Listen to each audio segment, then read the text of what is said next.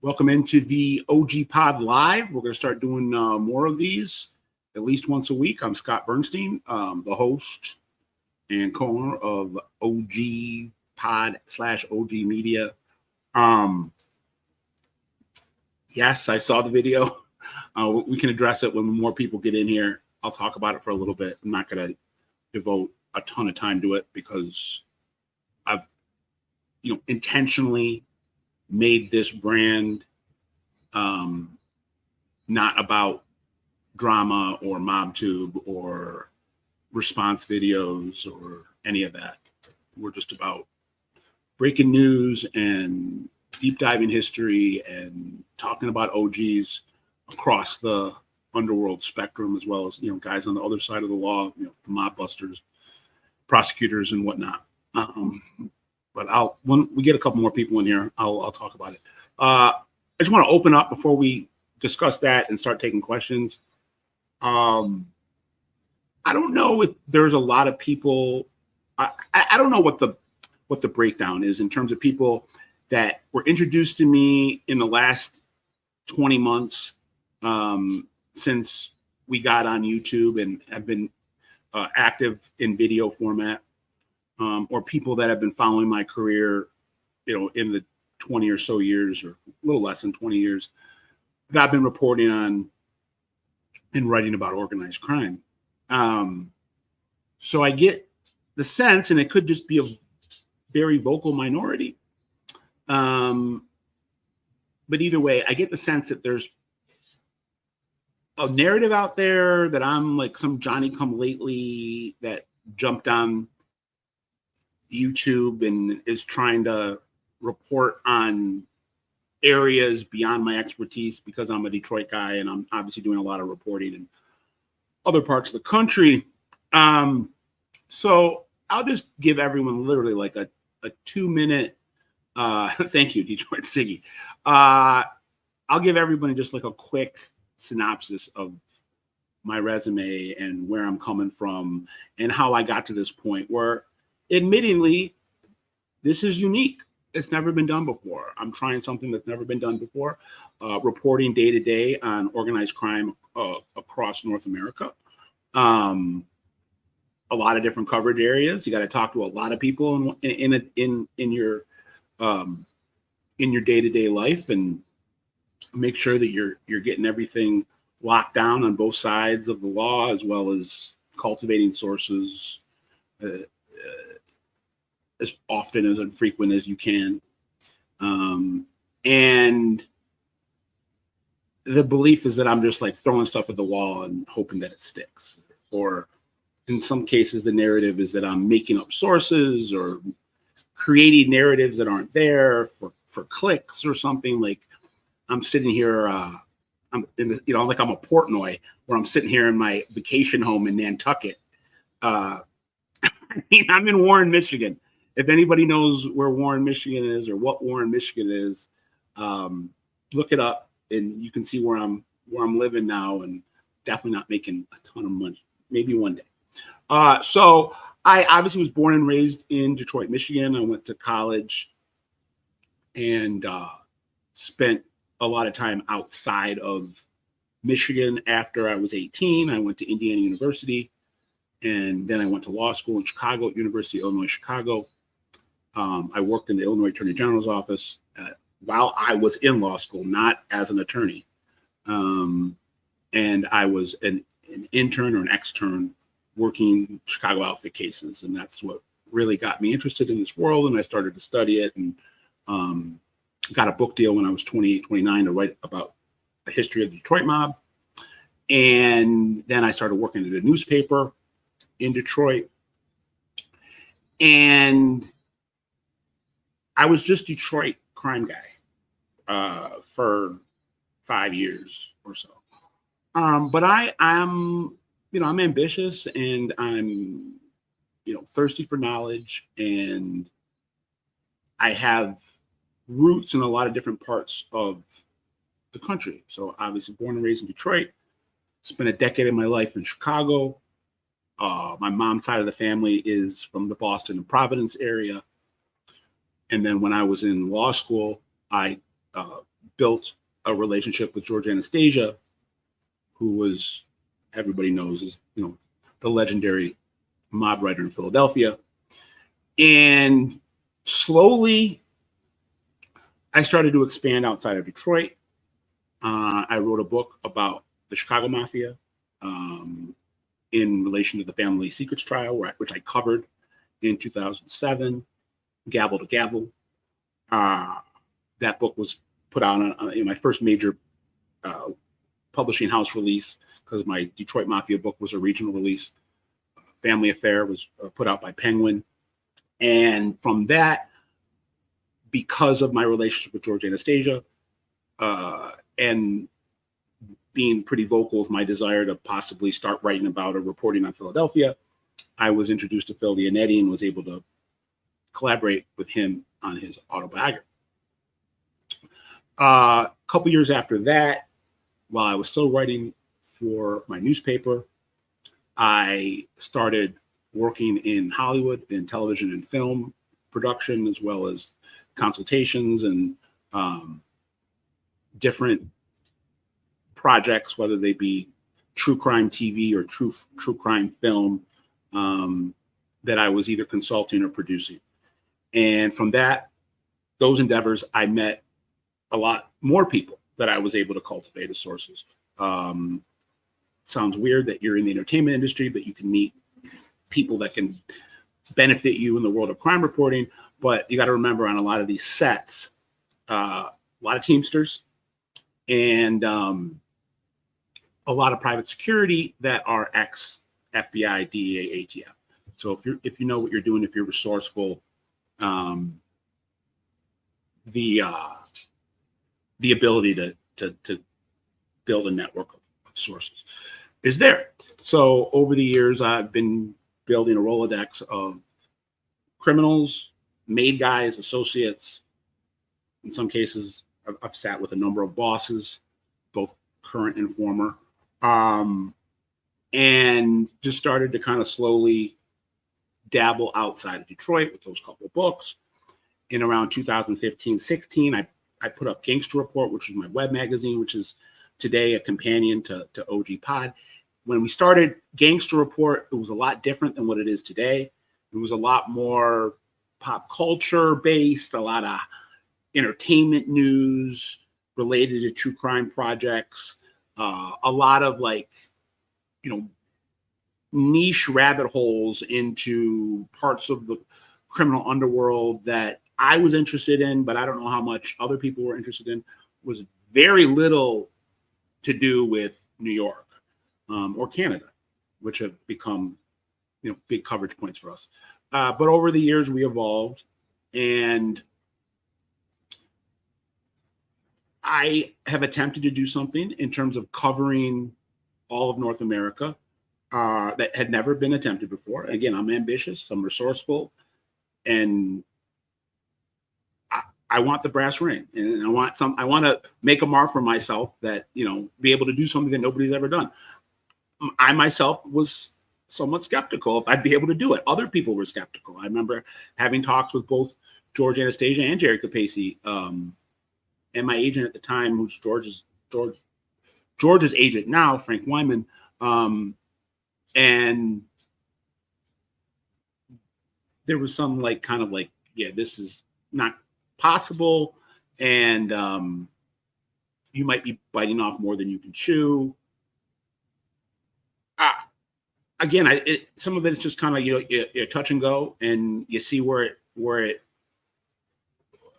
ebbs and flows, and you pick your spots. And I've surprised myself that I've been able to keep on top of all these coverage spots, not just with LCM, but with the biker world too, and have now kind of gone into New York and Canada, and have been able to,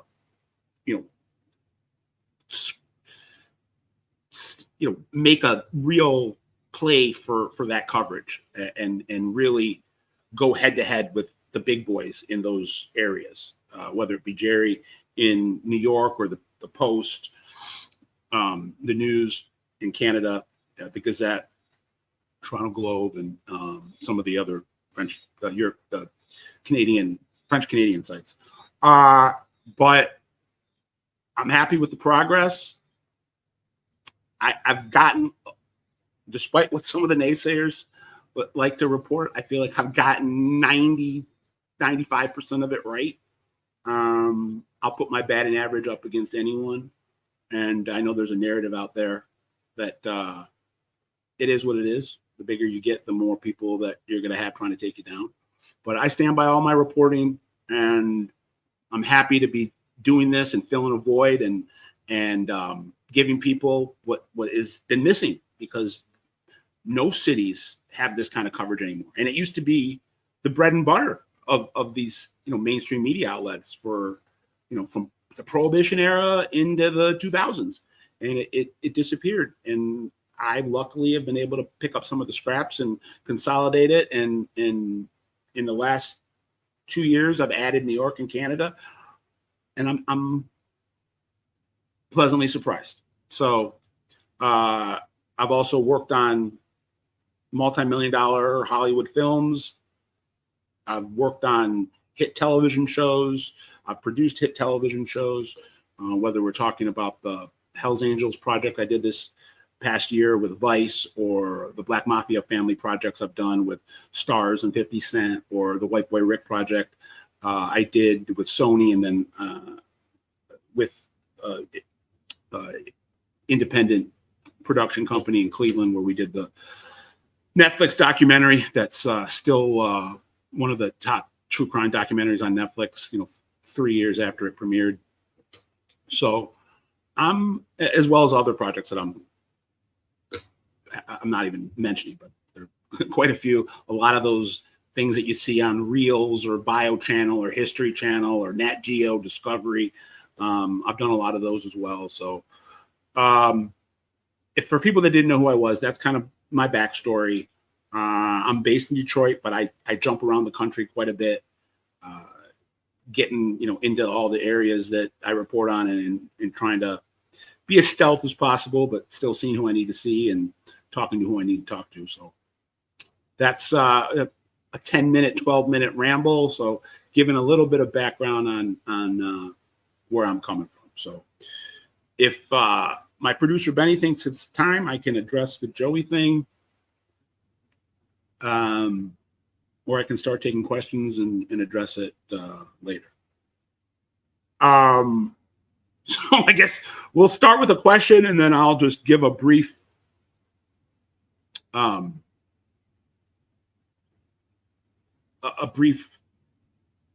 couple minutes on how I feel about what was said today, and then we'll move on, because I don't really want to give it that much attention, but it needs to be addressed, an elephant in the room. So yes, pop the question back up again, Ben. The question was, okay, it's not being popped back up, but nonetheless, I will say it had something to, it says, why does Joey not like you? Do you know specifically what it is? Oh yeah, I do. I'm telling the truth about him. I'm reporting the truth about him. And, it's a blow to his ego. So he lashes out. I will, again, I'm going to address this for a couple minutes, and then we can go forward, and I can take everybody else's questions. And if you want to keep talking about it, I'll keep talking about it if the questions come. But this is my kind of platform to address it. And I'll just say that, yeah, I saw it. I knew it was coming down the pike. I had heard about a month ago that this was in the works. This is Joey Marino and his crew, his brand, his business operation, joining forces with a guy here in Detroit, guy named Greg, who runs a YouTube page called Mobster Chronicles, where he tries to expose rats and whatnot.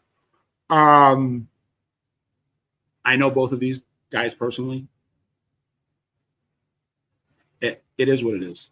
I mean, I get it. I hear you. You said what you needed to say. I mean, that's really it for me. I don't have anything really to respond with, other than it's not going to disrupt me from doing what I do. If there's news to be reported, it will be reported. I'm not going to be bullied into any narratives or propagandist talking points or going silent or interviewing people that cooperated with the government. And that's all I really want to say. Why doesn't he like me? Other than that, and for full transparency's sake, I've talked about this before, but I'll just say it here. The stuff that Joey's doing right now was stuff that I had lengthy, almost a year's worth of conversations with him about. Some of those conversations in person, where we discussed me and the people that I had behind me at that time, business-wise, helping him build his brand and becoming a social media influencer.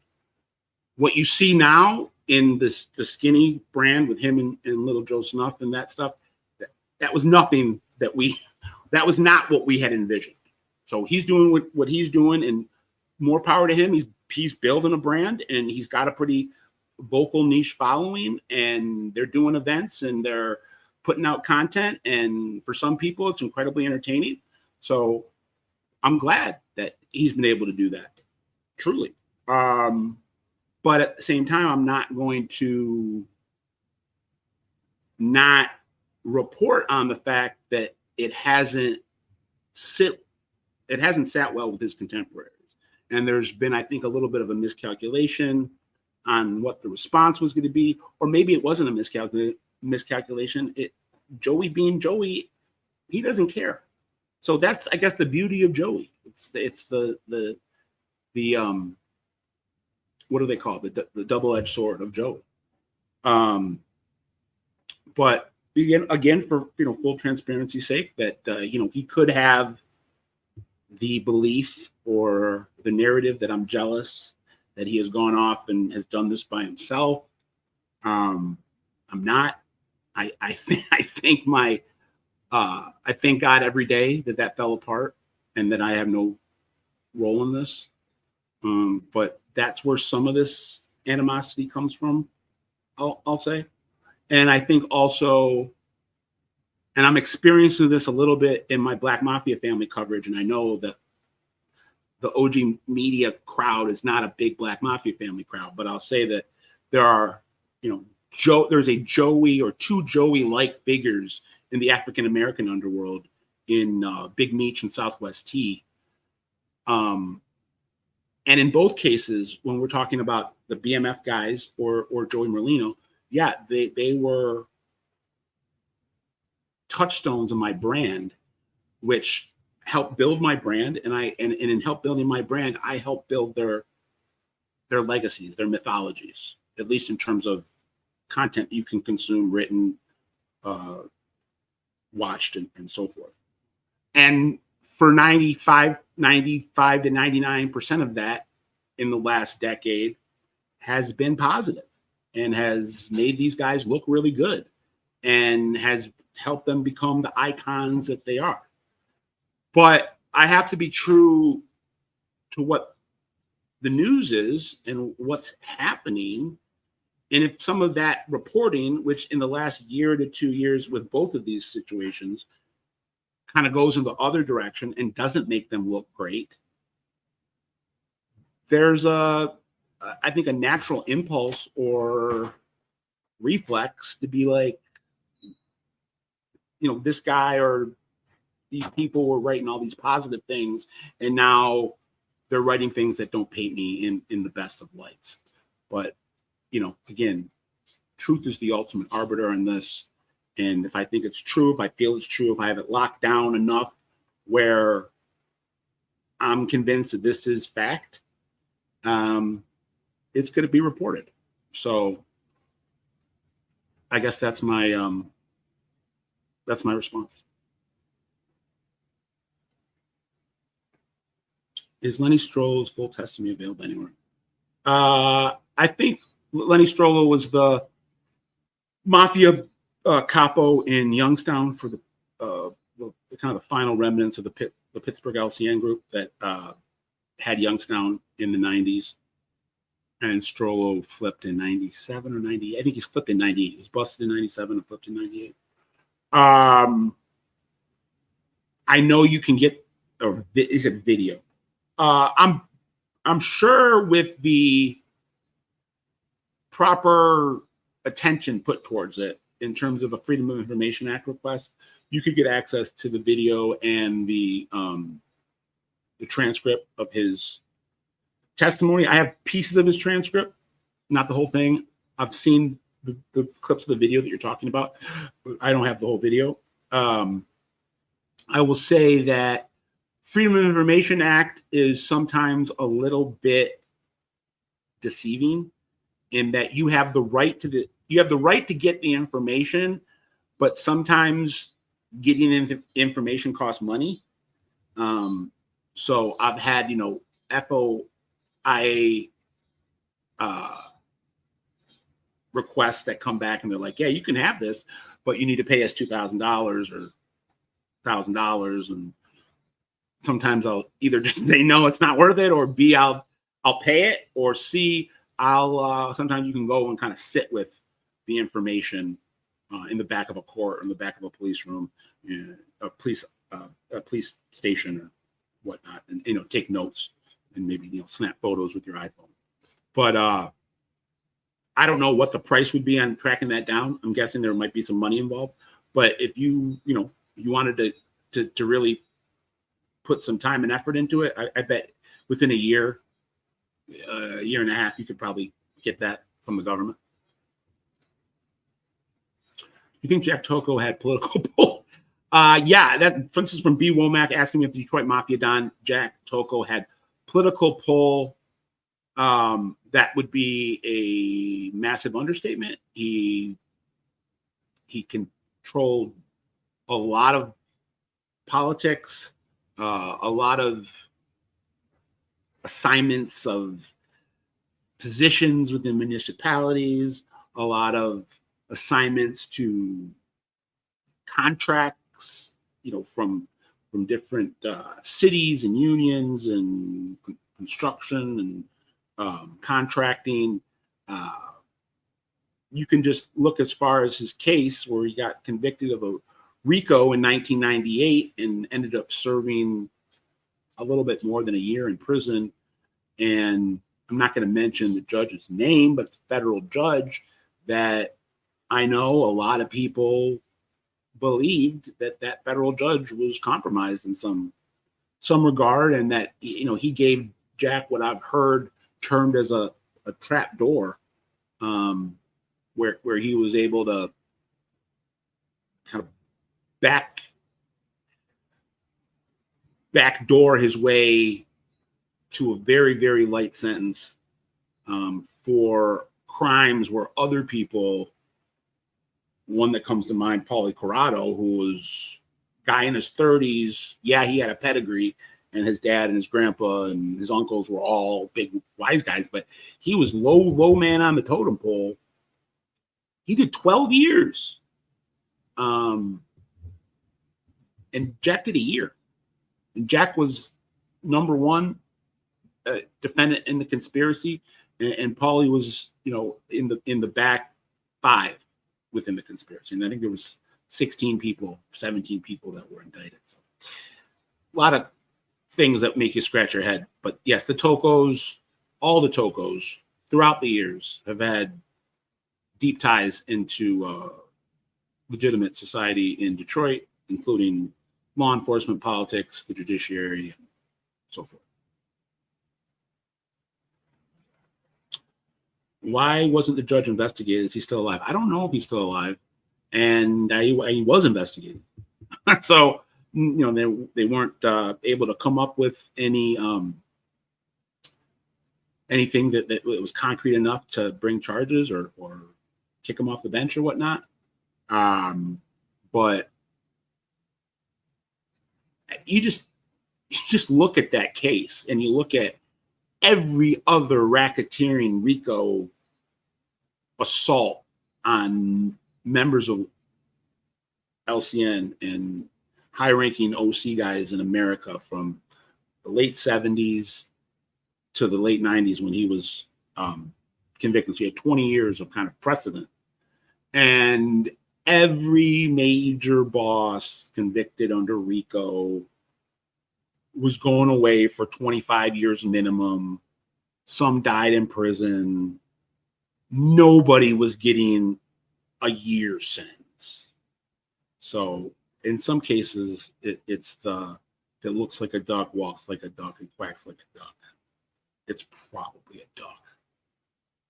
So since Peter Tocco passed, who will become Consigliere? I've heard a couple things.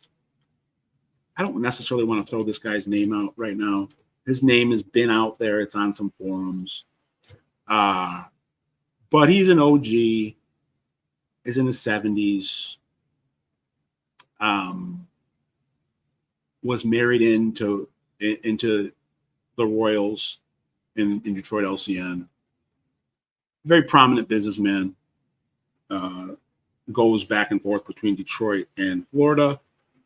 And I think he is in some administrative post in semi-retirement, but also at least partially active in the hierarchy. And I would guess he would be the name that would be filling what would be that kind of number 3 spot right now. So I don't know. We'll see. Maybe I've mentioned his name before. His name has been in some of my reporting, but I don't feel the need to put him on blast right now. But Scott, could any of the Giacalones have been at the Hoffa? Explain what assassination ceremony means. I think what this guy's trying to say, Detroit Siggy, is saying that is there any way that Anthony Giacalone Jr., a.k.a. Fat Tony, Joseph Giacalone, a.k.a. Joey Jack, and Jackie Giacalone, a.k.a. Jackie the Kid, who were the sons of Billy and Tony Jack, who were the main conspirators and quarterbacks of the Jimmy Hoffa kidnapping and murder. I think Detroit Siggy is asking, do you think that they were involved in any capacity in the Hoffa assassination?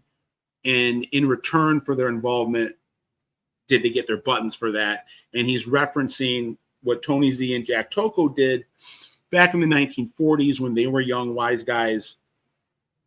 They participated in a murder in 1947 of a Greektown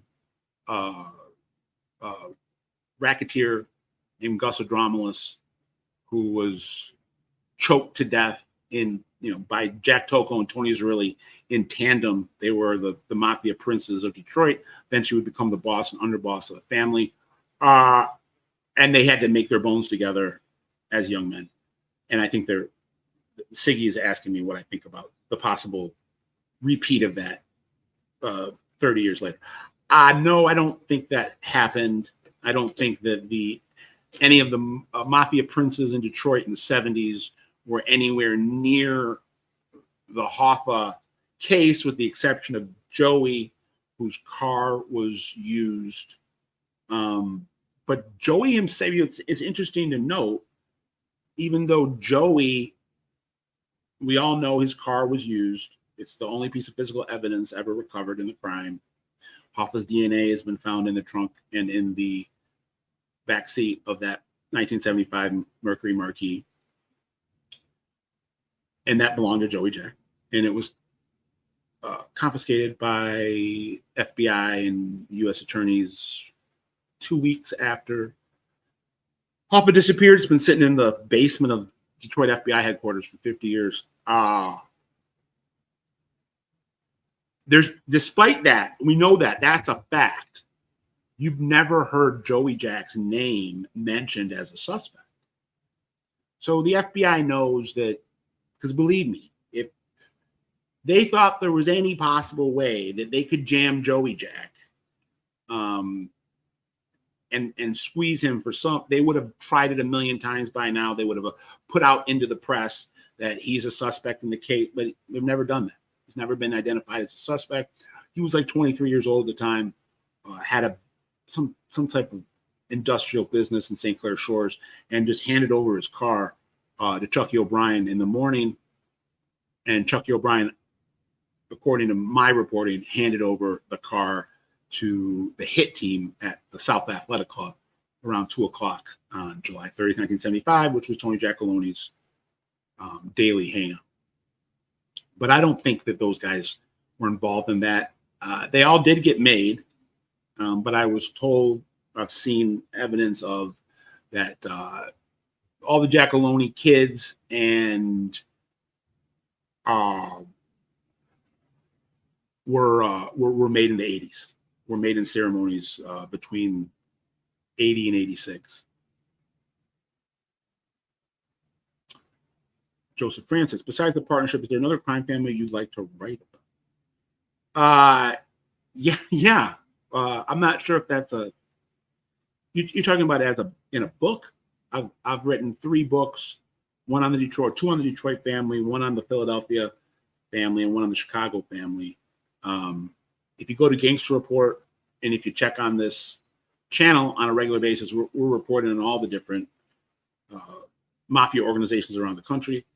If you're asking me like what my favorite groups to report on, Philadelphia is definitely at the top spot. It's the most fascinating, dysfunctional, newsworthy group in terms of the day-to-day machinations of organized crime. They live their lives very publicly, and their story is what really, more so than Detroit and Chicago. Well, the Chicago's working those cases as a young law student piqued my interest, but at the same time, I started doing a lot of reading and researching on the other families. And when I got my hands on Blood and Honor, it was like, it's a wrap. This is the group that is kind of most, that I feel the most interest level and connection to wanting to write. Being from Detroit, I have family ties here and family connections into the Detroit mob, and I love the Detroit stuff. I wish more people were interested in it, because I notice a lot of my Detroit content doesn't really get the response that I would want it to. But and then outside of Philly, I would say that the Patriarchas are probably my second favorite group to report on. Chicago's got to be in there at probably 3, and then the Canadian stuff, love it. I've really been kind of building an expertise over the last couple of years. It's not something that I've reported on or had sources in for that long. And then the New York families, I've only been reporting on New York for a year and a half. I learn more every day. I get more sources every day. So, maybe check back with me in a year or 2, and we can include some of those New York families. I mean, for me, in terms of my New York reporting, it's always going to be, Genovese is always going to kind of be the top dog, because they're the kind of the gold standard there. But in terms of interesting narratives to report on, Bonanos are great, Colombos are great, Gambinos are always great. What's up with Chicago Lot? Is he an informant or not? So I mean, I'm not. I regret doing a piece of content last year talking about my belief that No Nose DeFranzo was probably a cooperator, and I probably shouldn't have done that.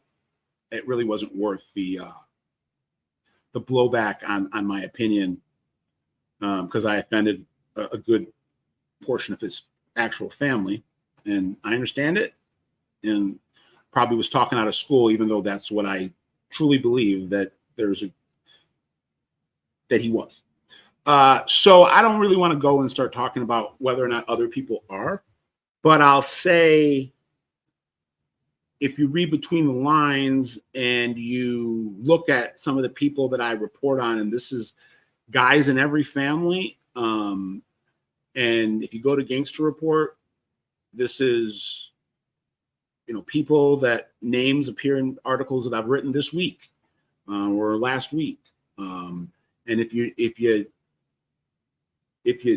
kind of know what you're looking for and you know how to connect the dots, when guys are high-ranking members of La Cosa Nostra and they go decades, in some cases a half century, of never being arrested or indicted, I think it's only natural to ask yourself, why have they avoided pitfalls that have 100% gonna happen rate to almost everyone around them, but they're able to avoid it. And like I said, you can find people in every family that fit this template. So whether they are or they aren't, I think it's something that gives people some pause, especially when you take into account all these people that we found out, since I would say Whitey Bulger and Gravano and Leonetti opened the floodgates, and people that you would never think would have anything to do with the government, you find out we're talking to the government the whole time. So nothing surprises me. Greetings from Brazil. Thank you, Matthias. In your opinion, was Bill Bufalino? I think that's first of all, that's a great question. I'm glad you brought that up. It's something that I love to talk to people about, and I'll give that an emphatic yes.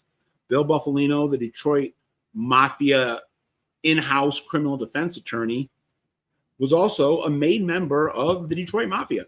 I don't know if you would consider him a capo or skipper level, but he was above what a normal soldier would be, and he had a law degree from Notre Dame, and he ran his own Teamsters local, and there were informants as far back as the 30s and 40s that were identifying Bill Bufalino as a button, as a made guy. And I think it's a little bit misleading when you see some of the portrayals of him, and I guess I'm specifically talking about The Irishman, when Ray Romano played him. And because there's a kind of a stereotype, I guess, of what an attorney is or looks like or acts, they kind of make him out to be nebbishy. And Bill Bufalino was ferocious and imposing and had a presence about him, whether he was in a courtroom or a social club or in a boardroom. So I think that's a great question. I would say yes. And he's one of the more underrated OC figures of all time. People just think of him as a brilliant criminal defense attorney, which he was, but he was also a mob soldier. So great question coming from Brazil. Easy Writer. The guys in Providence are furious at you. What are your sources in Providence? They're furious at me in what regard? Because again, I'm reporting the truth. And if that's, tough for them to come to terms with, everybody there knows knows how to get in touch with me. I talk to a lot of people in New England, in Providence, and guys that are close to Eddie and close to Maddie have passed on my contact to both Eddie and Maddie. So if they have anything to say to me, they're more than welcome to contact me, and I'll talk to them about it. But I think that people don't like having their business put on blast. And if it's business that just relates to like personal stuff that has nothing to do with LCN, then I stay away from it. But if it's related to mob affairs and people are meeting with each other and different crews from different families are breaking bread, to me, that's fair game. Right now, what I reported recently in that neck of the woods was that there was some type of meeting, maybe meeting is the wrong word, some type of dinner honoring Eddie and Louis Minocchio that took place last month in North Providence. I don't know how it was officially dubbed, but at least unofficially, it was a goodbye dinner because both of these guys are, from what I'm told, terminally ill. And you had a lot of people that were coming to say goodbye. I'm sure it wasn't something they wanted reported, but I got it brought to me by people that I consider very reliable sources. Some of them in the government, some of them on the street. So I went with it. I got nothing but respect for Louis, Maddie, and Eddie. They are OGs. And like I said, we report and celebrate OGs. So did Phil mention what Scarfa thought about Genovese not coming out to see him when he came to Pittsburgh? He's talking about there was a meeting where Nicky Scarfo and Phil Leonetti had to go sort something out for Nicky Scarfo's brother-in-law, and Mike Genovese, who was the boss of Pittsburgh, didn't want to meet with Nicky and Phil and sent his underboss, Chucky Porter, instead. I mean, yeah, it offended him. It would have offended anybody. Was he mad about it to the point where he was going to do anything about it? No. Was it smart of Mike Genovese to avoid meeting face-to-face with someone like Nicky Scarfo? Probably. So, Mike Genovese kept his head down the whole time he was boss. And as a result, there is no Pittsburgh family anymore. So it kind of fits, right? That he wanted to just keep his head down his whole reign. So meeting with godfathers from other cities, doesn't fit in that. Don Barzini, are you familiar with any current Twin City games? No. I know that he's talking about Minneapolis, St. Paul. I know that at times, historically, LCN has had rackets going in Minneapolis, specifically the Chicago guys. I know I have a bunch of FBI files for Tony Spilatro, and in the 70s and 80s, he had some flags planted there. And even after he died, there was some stuff going on in Minneapolis. The last 25 years, 30 years, I don't know. I haven't really heard anything. I wouldn't be shocked if there was. Nothing huge, but, if some LCN guy from another Midwest city had, went up there and wrangled up some bookies or juice loans or whatever, kind of like what Carmine Agnello has done in Cleveland. But and then the early stuff, Kid Can, Davy Berman, the Jewish guys in Minneapolis were really close to Meyer Lansky and Bugsy Siegel and the Purple Gang in Detroit. So they've got some interesting history, but never been a mafia family in Minnesota or Minneapolis. And the last organized activity I'm aware of and that I've seen documentation on ended at some point in the 90s, and it was the Chicago guys, early 90s. Joseph Scott, why did Santo Perrone come into conflict with Tony Jack in the early 70s when they were both under Joe Zerelli? A lot of Detroit guys today. Thank you. I love talking about this stuff. So he's asking me what happened. Detroit has been a very peaceful borgata in the 100 years or so that it's been around. You had a lot of violence in the late teens in terms of intracity warfare. And then you had a war in the 30s called the Crosstown Mob War. And then there really wasn't much consternation from 31. Hey, I'll be done one sec. Sorry, guys. I'm answering this long-winded. So there wasn't much activity in terms of family-on-family violence, if any, really, with the exception of what you're talking about, between 1931 and now, for the most part. there might be one or two abnormalities. But back in the early 60s, the new generation at that time, led by Tony Giacalone, and the older generation at that time, led by Sam Perrone and Pete Licavoli. The family says Licavoli, the press says Licavoli. Butted heads. Joe Zerilli him and Black Bill Tocco were transitioning the new era of leadership into power, meaning their sons, as well as Tony Giacalone. So Jack Tocco, Tony Zerilli, and Tony Giacalone were coming into power in the 60s as a lot of the old school capos, some of the founding fathers, were either retiring or slowing down or moving out of state. And Licavoli moved down to Arizona. He moved before the 60s, actually.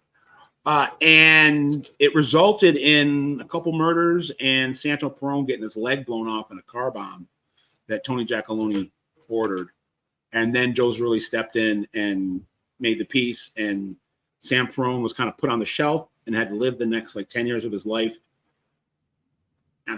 on the outs with a prosthetic leg. And Tony Jack went on to be the street boss of the Detroit Mafia for the next 50 years. And it was a situation, it's pretty simple. It was the old guys didn't like taking orders from Tony Jack, who was at that point 40. And we're talking about guys at that point that were in their 60s, maybe early 70s. And they did not, and there was a lot of sit downs, and there's a lot of wiretaps that were at those sit downs where you can see Tony Zerilli trying to mediate, and Papa John, the Consigliere Prizziola, trying to mediate between Tony Jack and Perrone and Licavoli. And then one of Sam Perrone's lieutenants was killed. Then they found a bomb underneath Tony Jack's car that didn't go off. And then in retaliation for that attempted bombing, they bombed Sam Perrone's car at his, it was called, it was a cleaners, called it My Genie Cleaners or something. So it happens, and it's lucky it didn't get any worse than that. And that's really the only point in time in Detroit mob history since the Tocco Zerilli crime family was created out of the crosstown mob war in 1931. That little dust up in 62, 63 was the only time there's ever really been a violent power struggle. And I wouldn't even really call it a power struggle. Some of Tony Zerilli's guys got, one of them got killed and some of them got roughed up after he was deposed in the 2000s, but nothing like what happened in the 60s. Kyle Vedati, did the Rizzutos have a hierarchical structure? Are they even considered LCN anymore? Considering they had guys like Joe Bravo and Desjardins as high-ranking members. I was talking about this with some academics a couple of days ago. It's a great question. What exactly is the Rizzutos? They were this monolithic criminal organization that came to be over a 20-year period. It kind of came out of, almost out of nowhere. And they weren't, for a big chunk of that, 25 years, for a big chunk of that, they were not autonomous. They were a satellite wing of the Bonanos. So, no, they did not have a traditional structure. They were structured like a crew. I don't really think they had capos or a traditional underboss or consigliere until they broke off from the Bonanos in the late 90s, early 2000s. And then it was shortly thereafter that it all came crumbling down or started to. So the fact that it wasn't officially, or it wasn't constructed in a traditional manner made it easy to slide guys in like Juan Fernandez, aka Joe Bravo, or Desjardins, French Canadian, Latino. There are rumors and wiretaps of both of those guys claiming that they were made. that Vito Rizzuto made him. And I don't necessarily put it past Vito Rizzuto to have done that. It seems crazy, but that whole thing was an outlier of a situation. Maybe they weren't made, maybe they were just bragging, but they had the status of not just made guys, but administrators. Joe Bravo went from an enforcer to run in Toronto for the Rizzutos, and Desjardins was like the equivalent of an underboss. So great question, and I would say that it's never been structured traditionally.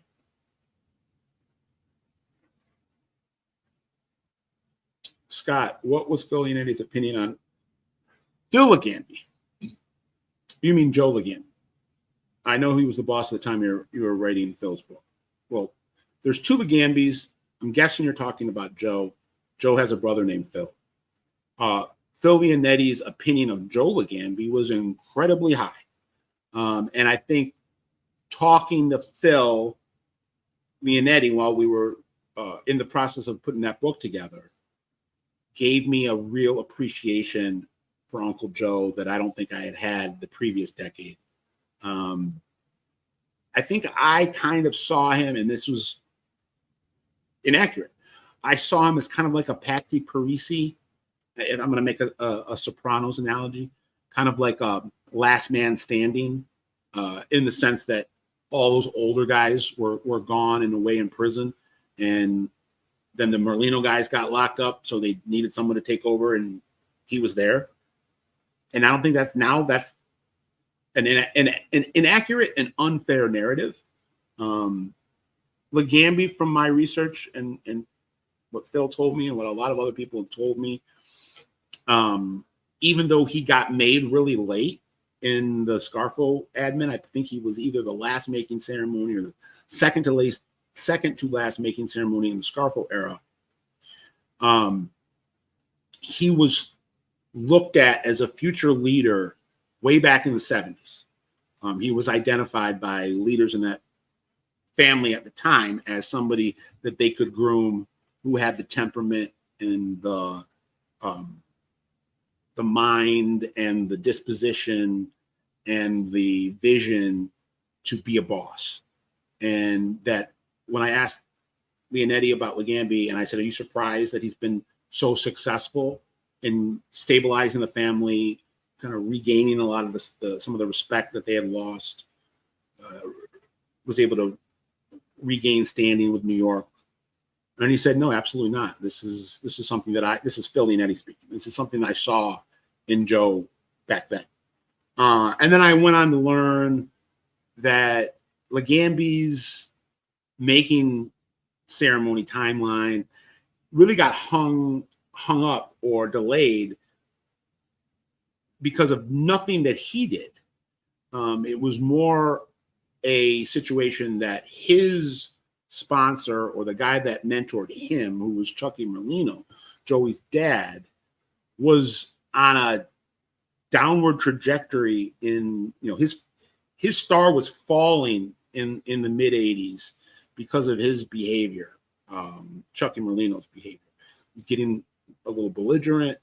And he had an incident with the Pagans in 82, and there was some lingering, I think, feelings amongst Nicky Scarfo that maybe Chucky's drinking was getting out of control, and it was affecting his ability to run South Philly. And as Chucky Merlino's star is falling is when Ligambi's is supposed to get made. In fact, I think he was supposed to get made in 83 or 84. According to FBI documents, he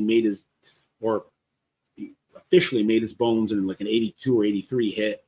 And then was supposed to get made, and it got delayed like 3 years. And Scarfo wanted to see where his allegiance was. Was it to Chucky Merlino or was it to him? And when he felt like he had ascertained that Ligambi was loyal to LCN, was loyal to Scarfo, not to Chucky Merlino, who was deposed and chased, he got his button. I guess it depends on what you consider officially or unofficially. Officially, maybe he made his bones with the Frankie Flowers hit, which got tossed out, so he's not on the he was convicted of it, and then the conviction got thrown out, him and Phil Narducci. And then he got made shortly after that in 86.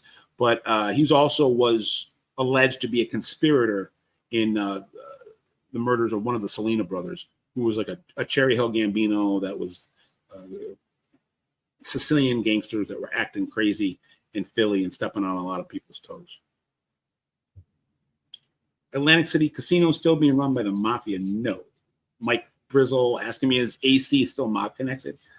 I mean, in the same way that Vegas is, I mean, in that there might be some marginal ties or low-level things going on that are shady or nefarious, but any major control of the corporate casino hotels in AC or Vegas is a thing of the past. Paulie Dibbs, are you familiar with the Maggio brothers from Philly? Yes. I'm curious to know how powerful they were. Longtime friends with their nephew, Sal Marino. Sal's dad were very close. Yeah, the Maggios, Pete, and I think Mike Maggio. Maggio. Yeah, they were, well-respected guys, earners. People were, they had a respect factor and a fear factor. And Scarfo was somebody that liked those guys, kept a low profile, low key, which is, in an era where that wasn't necessarily the thing, at least in the Scarfo era. And then before that, in the Bruno era, I know they were around too. So, yeah, they just don't get talked a lot about. When you're somebody that isn't tied to a lot of murders and isn't tied to a lot of high profile busts, which is really the way it's supposed to be, unless you were a boss, you kind of slip through the cracks. And I think that's probably a tribute to the actual OC member, if he's able to slip through the cracks. What will happen when Gabe Bergoglio dies? Will the FBI ever release the unredacted files? Is there anything new really there to help with the Hoffa mystery? I don't think Gabe Bergoglio knows anything. If he knows anything, it's second or third hand. That we're coming up on the 50-year anniversary. We're less than a year away from the 50-year anniversary now. I hope that the FBI shuts the investigation down, and holds a press conference and releases all those documents and tells the public what they believe happened, who did it, because I don't think there's a body to be found, and I don't think there's anybody to arrest and put on trial for this. So what's really the point? I will say, to be clear, and I don't know if he's in this chat or not, Mike Yarbrough, who is adamant that he is underneath the Renaissance Center, I have no qualms with telling the FBI or state police, and I have, that they should check that out. I would do some GPR by the Renaissance Center. Maybe they have, and we don't know about it. I don't know. But Mike seems to think that by me not screaming that from the rooftops, that it's somehow preventing the FBI from following up on his lead. And Mike claims that he saw Hoffa murdered and buried at the Renaissance Center construction site.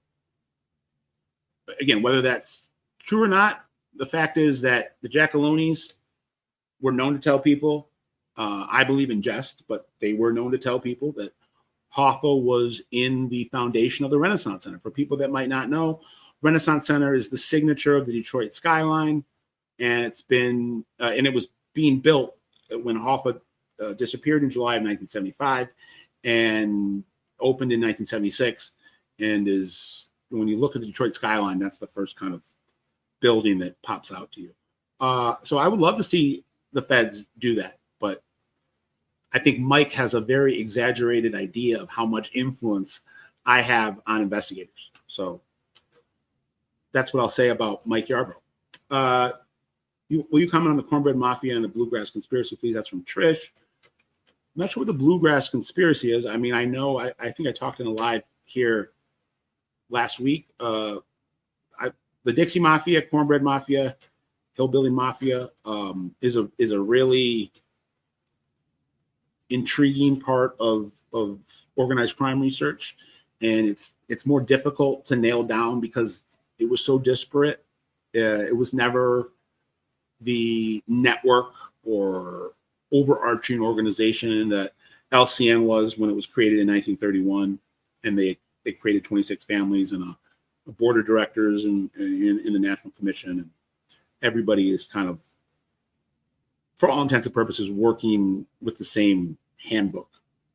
And in the case of the Dixie Mafia, it's kind of a term that's more of a catch-all, but doesn't really apply to any specific organization. You had a handful of Southerners that created racketeering enterprises that were not with Italians, that weren't with the Irish or Jewish. They were homegrown in places like Georgia, Tennessee, Mississippi, Alabama, Louisiana, Kentucky, West Virginia. And you'd have these little mini mafias made up of hillbillies, for lack of a better term. And they were just as, in some cases, savvy and ruthless and tied into major politics and judicial systems and stuff as any of the Italian families were around the country. But they were lesser known and kind of forgotten about. They don't fit in a nice little neat box. But if you want to, one day maybe I'll deep dive into this, and maybe one day I like the idea of, as this is coming to my head, maybe doing some content in terms of like TV series or docuseries. But just look into country music, and in the same way that African American organized crime dovetailed with Motown and R&B and soul and the Philly sound and a lot of hip hop and rap has dovetailed with that over the years. I think you'll find, if you look into the backstories on a lot of country music groups, and the one that's coming to mind right now, the Allman Brothers, godfathers of Southern rock, and huge Allman Brothers fan, but they were deeply embedded with the Dixie Mafia in Macon, Georgia, to the point where Greg Allman had a murder contract put on his head by, I think the guy's name was J.C. Carroll. I could be mistaken. And J.C. Carroll was the Dixie Mafia boss of Georgia. And so, good question. Scott, some other great people to interview, if you could get them, regarding Pittsburgh, would be Joey Rosa, Duffy Conley, Chucky Porter Jr., and Mike Genovese's son. I would love to talk to Duffy Conley and Joey Rosa. And Duffy Conley was big time bookie. It's Irish, who worked for Mike Genovese and all those guys. Chucky Porter Jr. I had some type of correspondence with the Porter family a couple years ago, or attempted correspondence. I might get back up on that. But I love the Youngstown stuff, especially the Lenny Strollo stuff, and the Joey Naples stuff, all that kind of 80s, the last vestige of the mafia in Youngstown. It's pretty interesting to me how everything fell apart between, to say, early 80s and late 90s. Was there ever mafia activities from T Drizzle in the UP at Michigan? Well, the Detroit Mafia, and before the Detroit Mafia, the Purple Gang had a small portion of stuff that was going on when you got out of Detroit and you started going up north. I don't know if we're talking about, into the UP, in Marquette or Houghton, but I know once you get up to some of the resort towns in northern Michigan, Charlevoix, Petoskey, Traverse City, Harbor Springs. There were a lot of LCN guys that had properties up there, had businesses up there, hunting lodges in areas by Higgins Lake and Torch Lake, Ross Common. Clare, Michigan was a big purple gang hangout. So there was definitely OC when you got outside of Detroit up into the northern Michigan. And I would guess some of it reached up to the UP, but I don't really know specifics. And there definitely hasn't been anything up there in quite a while. It's a whole different world up in the UP. What was, just as from Joseph, what was Black Bill's official position in Detroit LCN after his brother-in-law Joseph really succeeded him? He was like the unofficial underboss, or the, and I use the term, people make fun of me sometimes, emeritus, where you're not in the admin, but you're not retired. You're not quite a soldier. You're higher than a capo. You don't have a crew necessarily, but you're allowed, or you're requested to chime in on policy and counsel and insight. Black, from what I could, talking to other experts and people that knew Black Bill and people in his family, Black Bill didn't really have a desire for being a boss after he was a boss. And he retired relatively pretty young, wanted to spend most of his time in Florida. And didn't want the headache of running a mafia family on a day-to-day basis. So he was the equivalent of an underboss, or they had a boss A, I guess, and a boss B. He would have been boss B. But, when he went, wherever he went, he was greeted as a dignitary. He was greeted as a boss. So the milieu, you wrote that Cannistraro was the consigliere of Montreal, who held the position for him. I don't know. Like I said, I think that you have a group that was non-traditional, that he's talking about what's going on in Montreal, and he's talking about Carmelo Cannistraro, who they call Mini-Me. And I'm told that he's a big part of the brain trust right now, and came up under Frank Arcady, and is somebody that is looked at as a mastermind type, really good with numbers and strategy. And you have, like I said, an untraditional group that evolved into a more traditional group. Never exactly understood how their pecking order was. It was obviously it was Vito at the top spot, and his dad at one time had been in the top spot, but for the most of the last 30 years of Zio Nicolo's life, he was playing second fiddle to his son. So I don't know for sure. I've heard some people speculate that Arcady had some form of that position, and that the fact that Mini-Me came up under Campari Frank, so did Chit Del Basso, and that it's not a coincidence that Mini-Me took over all Chit stuff when they kicked Chit to the curb, and might have taken over Campari Frank's role as like the number 3. So good question, and hopefully we'll learn more about Mini-Me as we keep reporting on what's going on. Frank, did Skinny Joey and Mike Genovese ever communicate anytime? Both Pennsylvania bosses at the same time for a lot of years. Not that I'm aware of. Skinny Joey was communicating with Bill D'Elia, who was representing whatever was left of the Bufalino family and the I think the Pittsburgh group. I don't think there was much connection, if at all, between Joey and the guys in Pittsburgh. I know that Johnny Casasanto, at the end of his life, had some affiliations to Pittsburgh pagans, and that when Johnny Gongs was killed,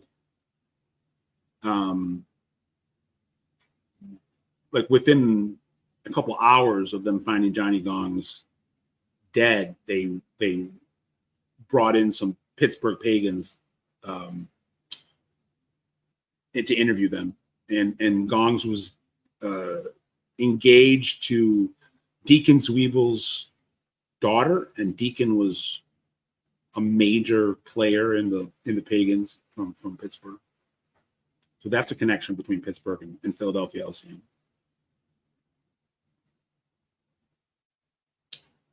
Are you and Al Prophet so close? Yeah, Al's my boy. We haven't really done a ton of content together recently. We're just kind of both doing our own thing. For people that know Al has more of a focus on urban crime and some, prison culture stuff and fashion culture stuff, and just kind of more celebrating the culture than me. I know that's what I said earlier in this broadcast. That's what I kind of started doing. And Al was obviously more successful than I was in building a niche in that more kind of pop culture milieu, celebrating hip hop culture and the dovetailing with organized crime. So he doesn't really do any LCN or biker stuff. And that's what I've been able to, carve out for myself as my, day-to-day niche. So I would love to do more crossover content with him. I wish when we did crossover content that I got more of his audience coming over to me. But sometimes you find yourself thinking that there is I always kind of found it weird until it's not weird to me anymore, that people that read don't watch, people that watch don't read, people that listen don't read or watch. So if I have something up on YouTube, but it's not up on Gangster Report, sometimes I'll get someone commenting to me like, why haven't you addressed this yet? And I'm like, I have addressed it. It's on the YouTube, but that person doesn't consume YouTube. They consume the written stuff. So I try to put it out for everybody and all the different platforms. But it's interesting how, I guess the point I was trying to make was that, like, I'm interested in everything. So to me, I don't really get how you could be interested in Black Mafia family, but not be interested in Joey Merlino and Barney Bellomo and Marty Robert. But most people aren't. They're just interested in Big Meech and Terry from BMF. And that's a lot of Al's audience. So, Al's like my day one, man. We started this together. I started in this world of content producing and studying and researching and telling stories about true crime here in our home city of Detroit. So I got nothing but love and respect, and Al's. I'll always have Al's back. Don Barzini, I used to really like your content. You started putting out food content for attention. Okay, not exactly sure what that means, but you can follow up on that, and Ben can put it back up. I guessing maybe he's accusing me of being sensationalistic. Remember when you made that shit up about Barney regarding Merlino? That was for a YouTube look, right? No. So I guess I will address this to anybody that doubts that reporting. If people think that guys like Barney Bellomo and Lorenzo Menino and Mikey Mancuso and Little Rob and Vicamuso in his prison cell, if you think that those guys were sitting there cheering on Joey Merlino when he jumped on YouTube and turned himself into a social media influencer.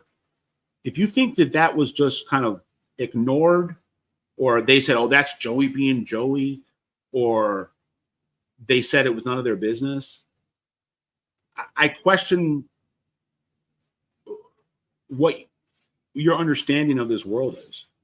So, yes, Barney Bellomo and his top guys, as well as Lorenzo Menino, had meetings about this. They had meetings with Joey about this. They've had meetings with a lot of other people about this. This is something that was of great concern to a lot of people. And it's been dealt with to the point where it's pretty copacetic right now between the guys in New York and the guys in Philadelphia. And if people know, they know. And they know how things have changed in the last year. And it's fact. So you can sit there and say it's for clicks or it's fluffy content or I'm making up sources. But when you hear it from 50 different people and it's all firsthand, it's hard to ignore. Did Tony Zerilli give you an info on Pittsburgh, if you can share? It's coming from Frank. Yeah, Tony Zerilli talked a lot about Pittsburgh when I spent a year with him at the end of his life. It was actually one of the more surprising things looking back on it. I didn't realize how close Detroit and Pittsburgh were. I didn't realize how John LaRocca and Kelly Manarino and Pat Ferruccio and Wango and a lot of those guys, JoJo, were very close to Tocco and Zerilli. And they all shared a love of horses. And I know that there was some equine, I don't know, is that the right word?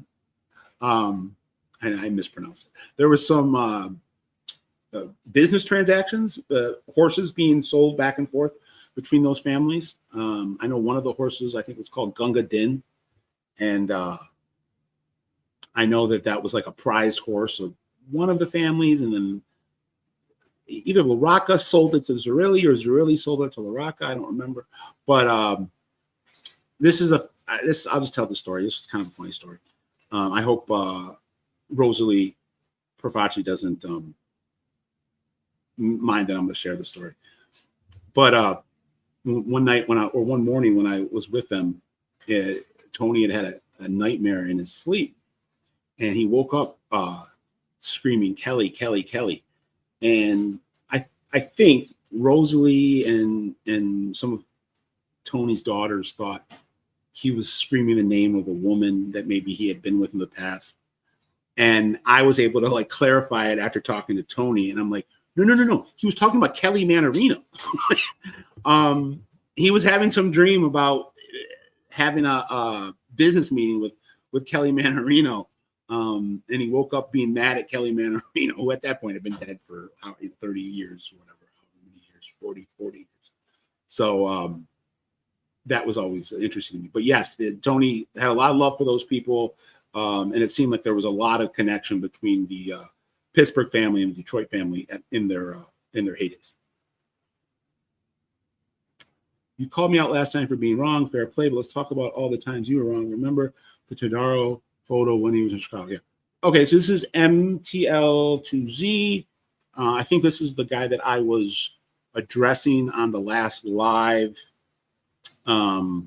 So you were upset that I called you a troll, but when people leave consistent comments that are like meant to antagonize me, I guess I take it as a troll. Granted, you seem to know stuff, and I appreciate being checked. And if you want to send me correspondence telling me, hey, Scott, you got this wrong, and this is why you got it wrong, I love those type of correspondence. I get that type of correspondence. You know, I will always engage in that type of correspondence, and I always will correct the record. Have I had some misses in my reporting? Yeah. Have I looked foolish once or twice? Yeah. Was the photo of Joe Pizza and Gigi that I reported was taken in Chicago, but in fact it was taken in Las Vegas? Is that on my highlight reel of great Scott Burnstein reporting moments? No. I made a mistake. I relied on some sources that obviously were mistaken themselves. I looked at the Greco in the background. I knew that there was a Greco in Chicago. I didn't obviously realize that there was a Greco grocery store in Vegas as well. I put up a retraction. I apologized. I sent word to both Gigi and Joe Pizza that it's on me. So, yeah, I have made a mistake. Made mistakes. I'll always acknowledge them, and I have no problem engaging with you, MTLZR. Or I'm sorry if I didn't get your handle. Email me or text me or message me on a social media platform, and I'm more than happy to engage and tell you where I'm getting my stuff from, and you can tell me why I'm wrong or if I'm wrong or any of that. But you seem to be upset that I called you a troll. I guess I don't know how else to categorize those type of comments. And I think I saw you in some of the comments in the Merlino video. I don't handle the comments. I've told the people that handle them not to delete anything unless it's there's racial slurs or threats or whatever. So I think this is you. I could be wrong, saying that there's been comments deleted or whatever. So I don't. I've never okayed a comment of yours being deleted unless it was viewed as a threat, and so those are some exceptions. My dog is barking. Chunky, stop. But I have no problem engaging, and I have no problem acknowledging when I'm wrong. And if we want to just quickly double back, I'll just say another 2 minutes on this, if that. I was obviously wrong about Gunnar Lindblom. I have to own the fact that I platformed him, even though what I was platforming wasn't. I was asleep at the wheel. That's on me. I own it. And I saw someone today in some of or with Merlino talking about the Buffalo stuff and Todaro. If you read what I've written or you watch the videos I've done, I'm very, very clear that Joe Todaro Jr. and Peter Gerace Jr., yes, they're nephew and uncle, and that's what I say. But I also say that none of these charges, none of this case has been connected to Joe Todaro Jr. I say that Joe Todaro Jr. has no criminal record, that he denies being involved with the mafia. And I don't think I've ever reported that the two of them have a close relationship. So and this isn't coming for you. I'm not saying this about you, sir, but for Greg and Joey, that we're trying to imply that I'm inaccurate in my Buffalo reporting because I haven't said that the two of them are not close, which again, that's kind of neither here nor there. I know that they're not super close, but that's his uncle.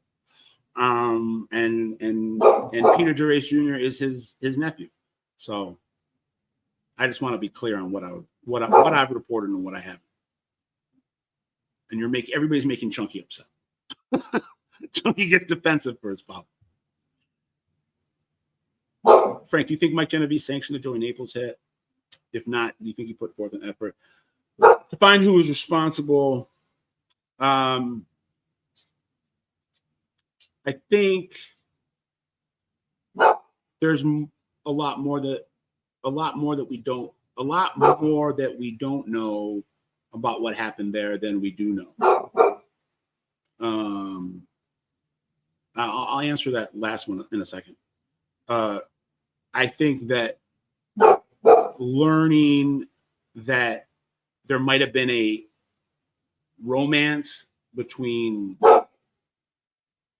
Biondello and Naples' wife, or Naples and Biondello's wife, changes things. And those allegations came out. So, and that's only been out there for about a year. And it seems to have some validity to it. So I think we'll learn more.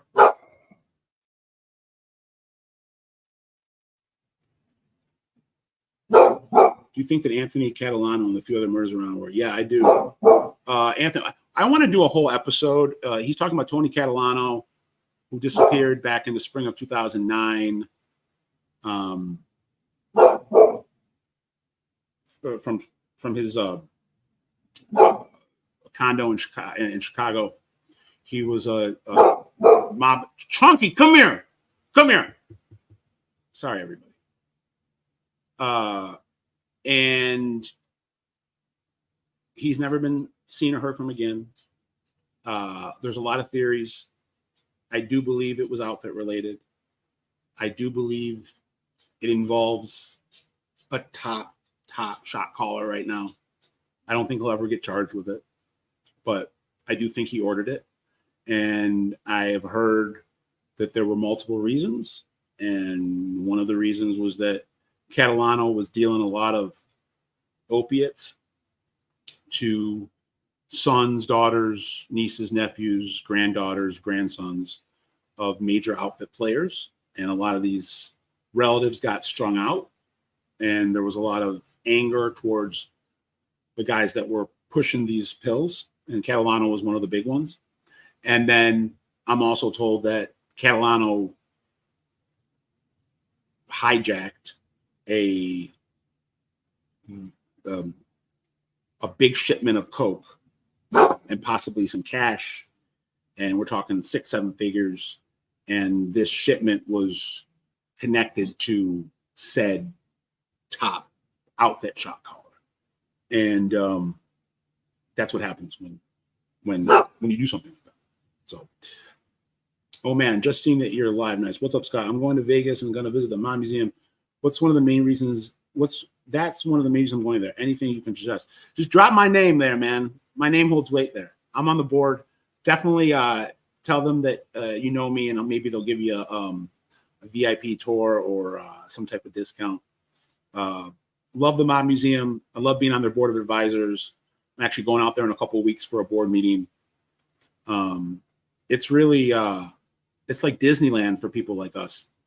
There's so many cool exhibits and artifacts and photos and presentations and programs.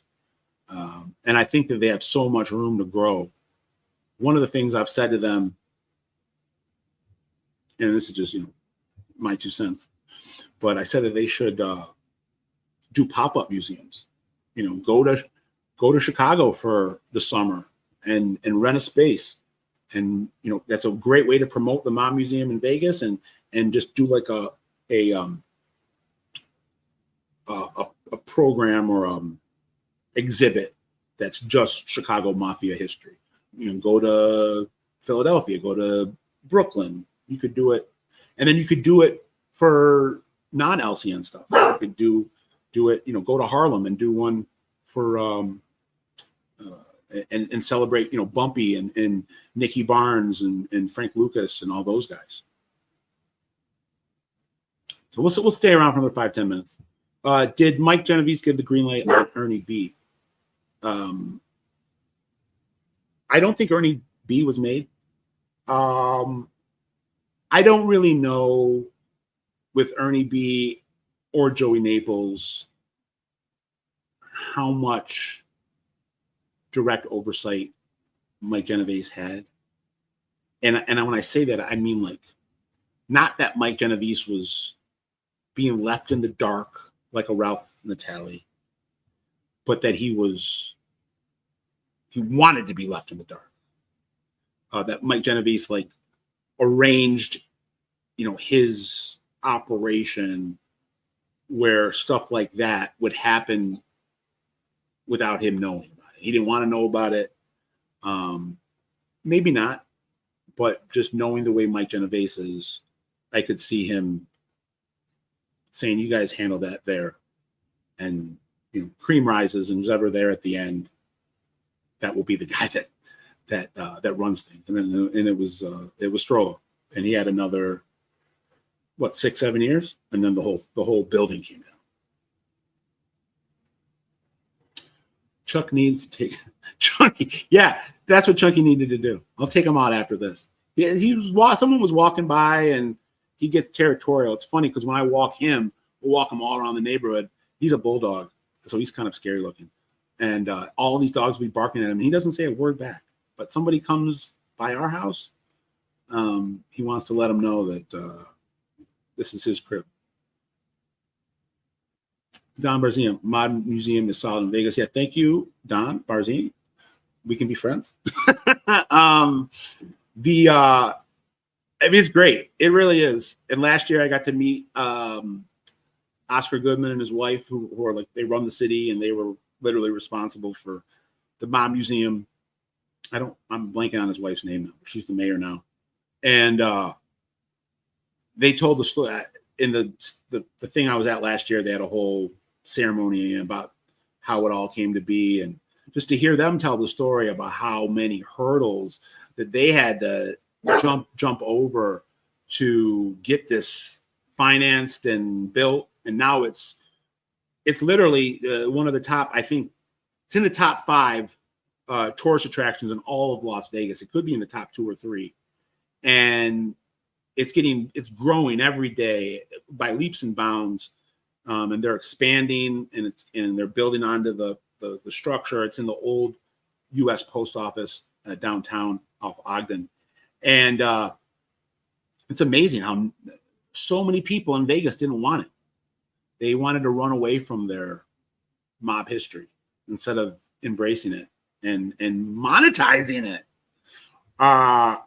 So it's crazy to me when I heard the Goodmans talk about how hard they had to fight to get the city behind this, and how there were so many major politicians, not just in Las Vegas, but in the capital, in Carson City, that didn't want any taxpayer money going to the museum, and didn't really want any part of Las Vegas to be standing and be in existence to celebrate a past that they seem to be embarrassed by.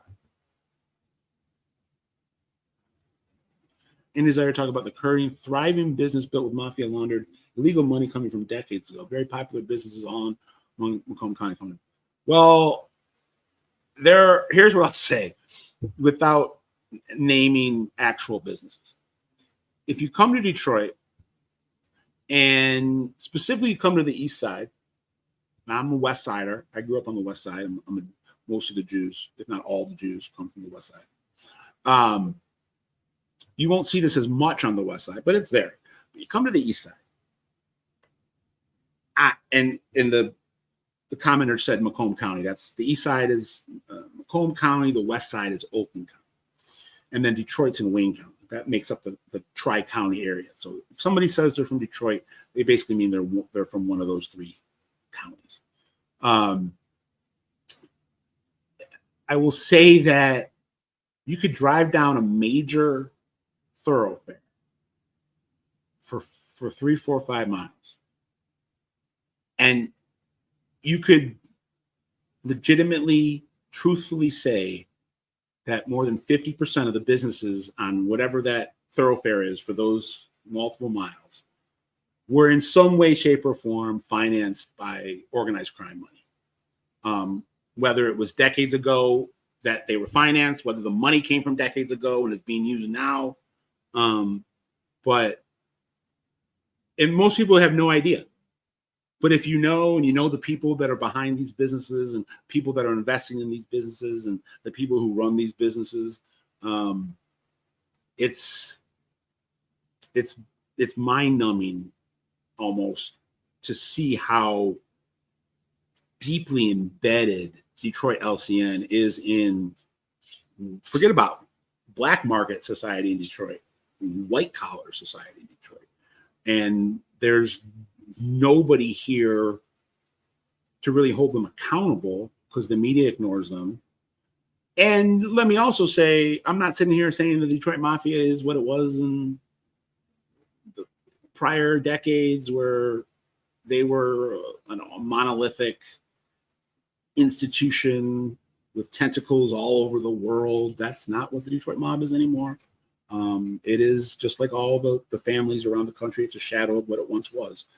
But it still exists, and they still have quite a bit of say. And I would say a lot of that say is almost tilted in the direction of white collar stuff now than street stuff. You know, there's a group of guys that still do the street stuff, but the real money is being made in the boardrooms. So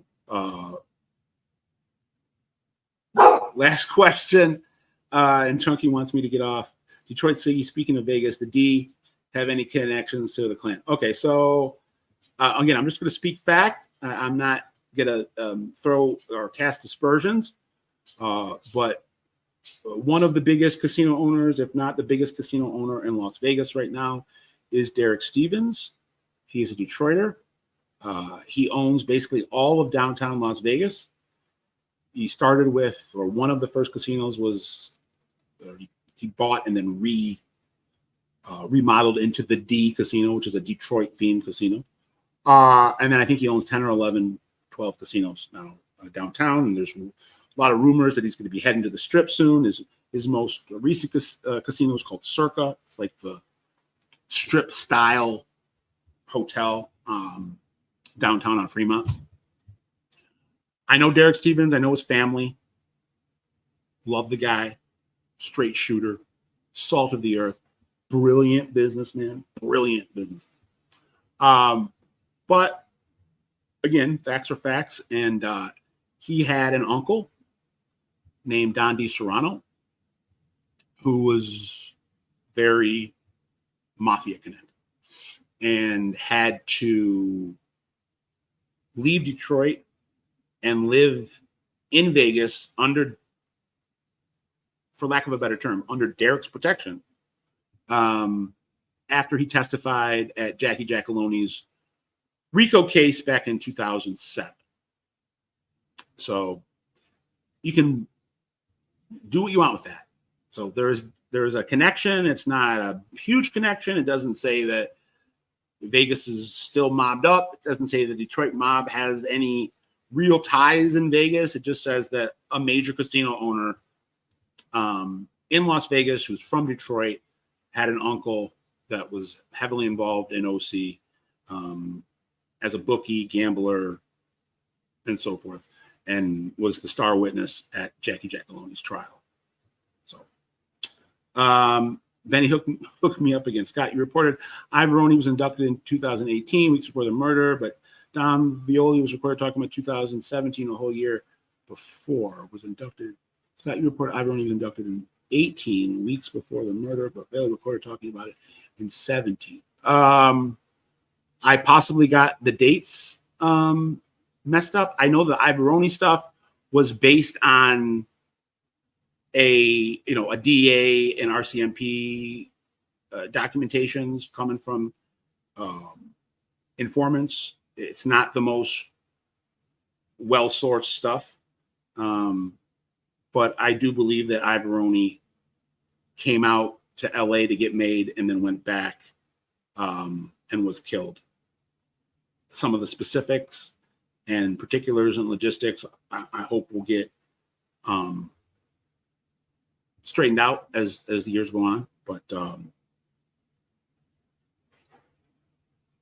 I'm good. I hope you guys had a good time. I'll be doing these now at least once a week, maybe twice a week, and we still got the quick hitters and got a new interview rolling out soon that I think you guys would like about Canada.